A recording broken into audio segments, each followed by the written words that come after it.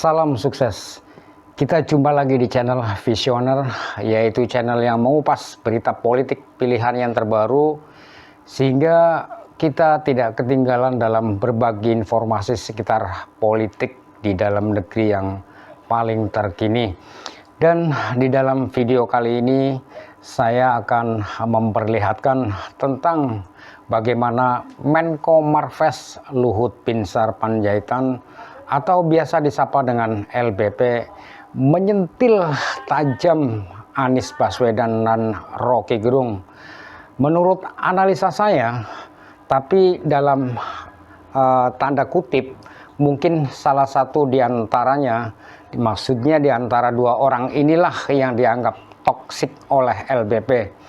Karena mungkin sebelumnya di dalam diskusi wacana penyusunan peta kabinet Prabowo Gibran, barangkali ada muncul dari partai koalisi yang mengusulkan salah satu di antara dua nama, atau bisa juga dua-dua nama tadi, yaitu Anies Baswedan dan Rocky Gerung, untuk masuk di dalam pemerintahan Prabowo Gibran.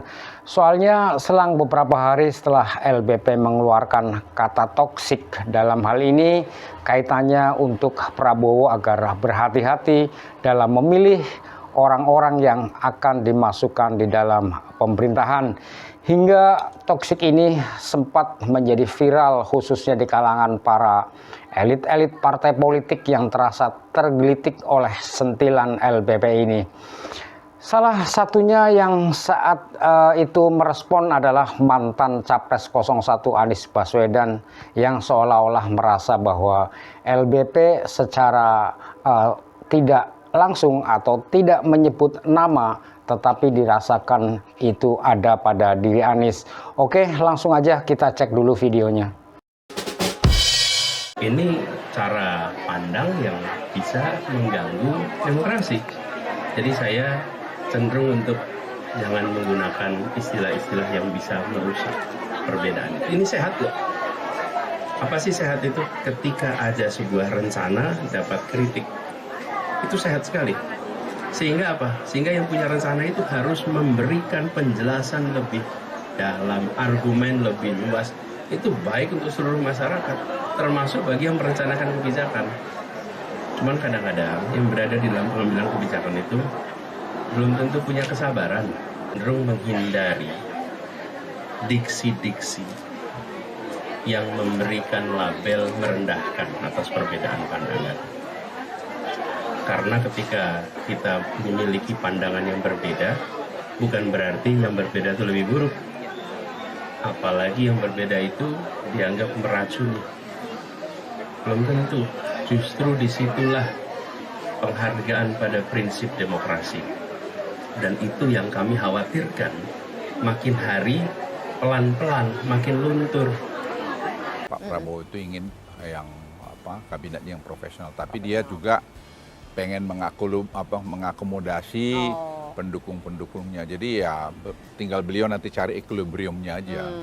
Jadi jangan, makanya istilah saya jangan pakai toksit itu juga. Jadi sebenarnya ya sayang kan kalau kita sudah tahu si Polan ini ya memang punya masalah, ngapain diajak ke dalam. Banyak anak-anak Indonesia yang hebat-hebat. Jadi siapa Pak sebetulnya yang toksik-toksik ini Pak Luhut? Itu kan banyak di itu. Jadi Pak Prabowo tanya, ini kan banyak ini Bang yang ya nanti Pak Presiden aja yang yang lihat sendiri kan, kira-kira bisa didengar kok. Bisa didengarkan. Oke. Jadi sepertinya akan banyak perubahan ya Pak? Ya sebenarnya memang kalau saya usul sih sebenarnya ya posisi-posisi kunci itu kasihlah orang profesional gitu.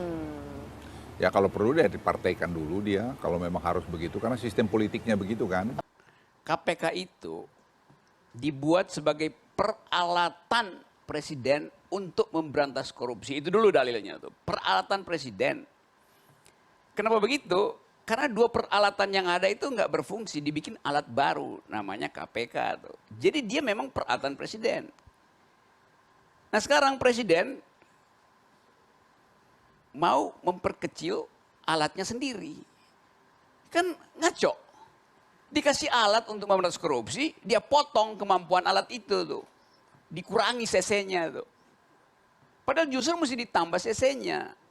Nah ini masalahnya, karena presiden akhirnya nggak ngerti apa yang disebut independensi dari si KPK tuh. Memang KPK ya punya banyak kelemahan, kadang-kala mengadili atau isunya dimunculkan karena ada tuntutan keadilan jalanan. Ya karena kadang-kadang kita itu selalu melihat terus sisi negatifnya dulu. Benar. Padahal sisi positifnya jauh lebih banyak. Kan tujuan pokoknya membawa kesejahteraan buat rakyat Indonesia. Itu aja repot. Apa yang bisa kita buat untuk memberikan keuntungan pada Republik? Kita bikin aja. Benar. Kalau memang undang-undangnya perlu kita robah untuk itu, kita robah aja. Menurut saya sih makin susah sih korupsi itu. Makin susah, Pak. Ya karena digitalisasi tadi. Nggak bisa dibohongin itu. Orang marah kalau orang bilang itu yang ngawur-ngawur aja tuh, ngarang-ngarang. Bilang sekarang KPK lemah. Apanya urusannya lemah? Karena nggak ada OTT. OTT jadi soal. Ya. Katanya sebelum deklarasi Golkar yang aklamasi untuk mendukung Erlangga Hartarto untuk menjadi ketua umum kembali, itu di sidang kabinet terbatas ada kabar ini bahwa Bahlil itu terlibat adu mulut dengan Pak LBP, dengan Pak Luhut. Saya membayangkan secara visual, nggak mungkin lah masa Bahlil ya, punya nyali berhadapan dengan Pak Luhut. Tapi visualnya santai, tapi kemudian Bahlil membantahnya. Tapi dengan membantahan itu kita akan dapat gambaran ya memang itu terjadi, karena kata dia itu nggak betul terjadi adu mulut, itu hanya berbeda apa aja lah, berbeda konsep seperti orang jalan gitulah, ada yang pengen lewat sini lewat sana begitu, dia berbeda dengan Pak Luhut. Ini soal tambang gitu Bung Rocky, dan kalau kan dia mengusulkan agar tambang-tambang yang di IUP-nya dibekukan itu dibagi-bagikan ke ormas gitu, konsepnya konsepnya Bahlil. Kan Bahlil Golkar, Pak Luhut Golkar, Erlangga Golkar, segala macam. Kan biasanya diselesaikan di partai, lalu ada pembagian misalnya. Oh ya, itu bagus juga, itu izin tambang yang berapa, 2.000 lebih itu. Ada yang dapat OKP itu, atau organisasi ekstra mahasiswa itu. Golkar pasti banyak faksi yang menduduki posisi mantan aktivis yang menginginkan itu. Tapi kita mesti lihat, karena ini Bahlil yang ngomong, Luhut tentu tahu nih, ini si Bahlil ini pasti ngincar lebih banyak tuh. Dan saya bisa bayangin misalnya Pak Luhut berpikir itu 2.000 izin itu OKP mana aja mau dikasih itu. Dan OKP kan nggak punya keahlian berbisnis, jadi pasti Bahlil punya siasat ya, itu namanya OKP, tapi sebetulnya izinnya itu dioperasikan lagi oleh swasta tuh. Swasta mana ya? Swasta yang disetujui oleh Bahlil, supaya apa ya? Supaya masuk lagi itu money back atau rentenya ke Bahlil kan. Jadi Pak Luhut ngerti itu tuh, karena Pak Luhut bertahun-tahun ngurus hal yang sama. Jadi pasti ada cekcok di situ kan, bukan sekedar beda pendapat. Bagi Luhut ini kurang ajar, ini anak kecil, ini kan mau nipu gue, kira-kira begitu. Kau mau tipu aku nih, kira-kira kan. Jadi saya kira itu yang saya bisa bayangkan terjadi di ruang rapat kabinet itu.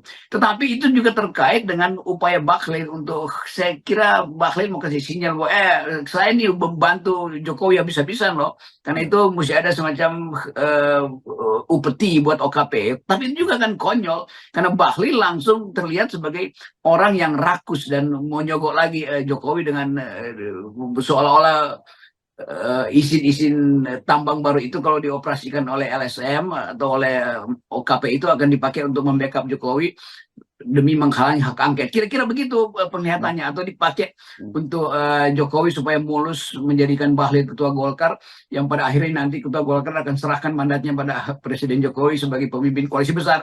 Jadi di dalam Golkar sendiri peta itu udah jelas tuh. Dan itu yang saya kira sumber pecekcokan. Jadi bukan sekedar tambangnya, tapi Pak Luhut melihat potensi dari Bahlil ini untuk jadi pedang tersembunyi dari Jokowi. Pak Luhut, another controversial yang juga lagi nggak kalah hot walaupun udah mulai nggak terlalu banyak dibicarakan, tapi ini seru juga, adalah kemarin soal perseteruan Bapak sama Pak Bahlil. Itu gimana Pak Luhut soal pembagian IUPK batubara gitu? Sekarang progresnya udah seperti apa sih? Saya nggak pernah berseteru dengan Bahlil. Enggak ya. Berarti judul-judul media itu semuanya itu salah. ngarang-ngarang aja itu. Ngarang. Ya sebetulnya baik-baik aja Pak. Ya baik-baik aja. Nggak ada, karena saya hanya melihat lagi ya, kita mesti melihat membuat masalah itu sederhana, jangan jadi ribet. Jangan ribet. Jadi masalahnya dia mau diterima oleh siapa? Mau diterima oleh Golkar? mau diterima oleh PAN, berarti PAN dan Golkar jadi wakil ketua aja di situ kan. Jadi sebetulnya ini ide konyol, tapi di belakang ide konyol itu kita baca bagaimana gerak-gerik politik Jokowi itu memang tidak mau dihentikan. Dia tidak mau berhenti menjadi seseorang yang rakus kekuasaan. Jadi itu aja. Kita mau sebut apa itu? Pak Luhut, pertanyaan ke selanjutnya lagi. Pak Luhut ini kan sekarang masih jadi ketua Dewan Penasehat Golkar ya Pak Luhut? Iya. Nah, beberapa waktu yang lalu Pak Jokowi ini kan sempat disebut-sebut bakalan masuk Golkar, bahkan katanya akan memimpin Golkar. Benarkah demikian Pak Luhut? Ya sepanjang yang saya tahu sih Pak Jokowi tidak pernah mengatakan iya untuk itu. Bahwa ada pikiran-pikiran itu di unsur-unsur Golkar ya itu sah-sah aja. Sah-sah aja. Tapi dari Pak Jokowi Ya. ya tidak ada itu. Oke. Kalau respon di internal Golkar sendiri gimana Pak Luhut tentang ini? Siapa aja kalau Pak Jokowi yang masuk kan senang. Approval ratingnya tinggi pasti partainya naik. Iya kan? Kalau itu sih. Jadi ya Oke. biar aja berjalan begitu. Biar aja. Kita lihat aja no. Lihat aja ya Pak. Tadi Pak Luhut sempat mention bahwa profesional yang sebaiknya ada di pemerintahan ini juga sebaiknya ada di dalam parpol. Apakah hal yang sama juga berlaku untuk Pak Jokowi? Apakah Pak Jokowi sebaiknya ada di dalam parpol? Kamu tuh pinter banget sih. Menang. Menurut Pak Luhut gimana? Apakah Pak Jokowi memang harus Ya berpartai? sebenarnya masalahnya itu bukan Pak Jokowi yang butuh. Ya menurut saya Partainya? Partai itu juga butuh kalau tergantung ya. Tapi kalau menurut saya seperti Golkar ya even tuh sampai pada PDIP ya akan bagus sekali kalau misalnya mereka dapat darah segar gitu ya. Menurut saya. Ini pendapat pribadi loh ya. Iya. Kan ini pandangannya Pak Luhut, nggak apa-apa Iya. dong. Boleh kan? Oke, boleh lah, boleh banget lah. Nah, itulah ungkapan Menko Marves Luhut Binsar Panjaitan atau biasa disapa dengan LBP yang menyentil tajam Anies Baswedan dan Roky Gerung. Berawal dari Menko Marves Luhut Binsar Panjaitan yang mengingatkan Prabowo Subianto agar tidak membawa orang-orang toksik atau racun ke dalam pemerintahan Prabowo Gibran ke depan. Seperti yang sudah kita ketahui bersama bahwa Presiden terpilih Prabowo Subianto akhir-akhir ini memang aktif membuka komunikasi dengan beberapa partai yang sebelumnya berseberangan di dalam Pilpres 2024 lalu. Belum lama ini Ketua Umum Gerindra itu bertemu dengan Ketua Umum Nasdem dan PKB misalnya, yang sebelumnya mendukung pasangan Anies Baswedan dan Muhaimin Iskandar.